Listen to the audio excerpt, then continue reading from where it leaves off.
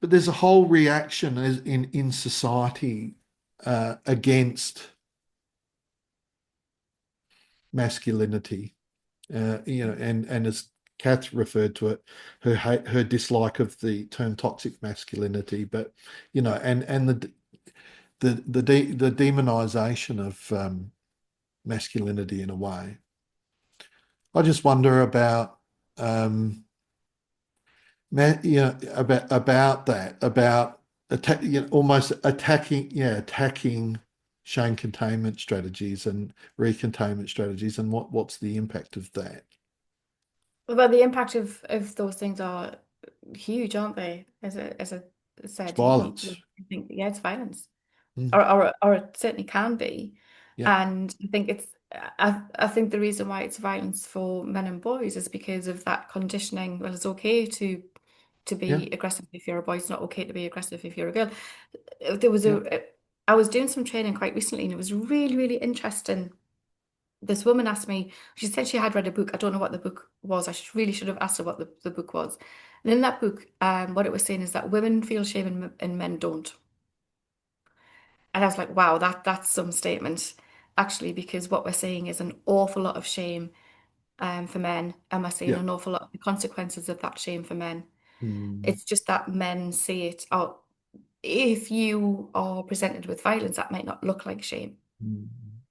Yeah, and I guess where we landed when in that part of the conversation is my strong view that the way we're going, the way certain social forces and agendas are going in relation to masculinity and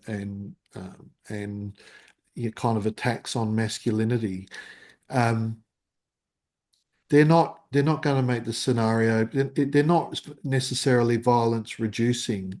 They're actually by shaming boys and men for being boys and men, I'm concerned that they just opt out of the conversation, and then social forces exert less influence over their approach to life and relationships. But thinking of it from the point of view of what we've talked about, nothing good comes of shaming There's nothing masculinity. good. Nothing good Nothing good comes from, at all.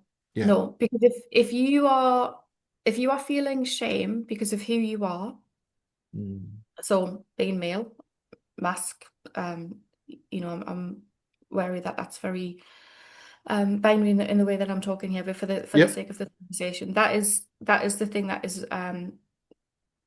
is bringing that shame, because we're telling men and boys that that is not okay.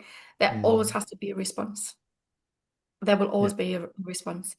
Mm, And the thing that's really interesting is I work with adults, but I work with like I said, predominantly men from the ages of 18 plus. So I see a lot of young men.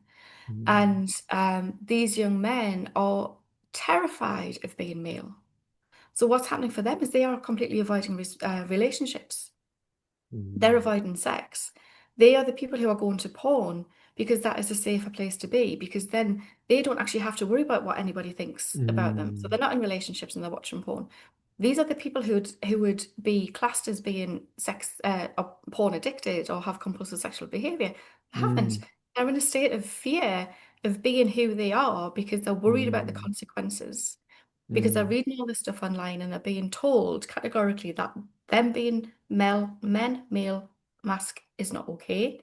Yeah. And then you have the likes of Andrew Tate at the very, very opposite end of the spectrum, very extreme. To me, he's just one big Mm, walking shame containment strategy or mm. recontainment strategy, depending on where Yeah. his uncontained shame is. Because he also has to have a response.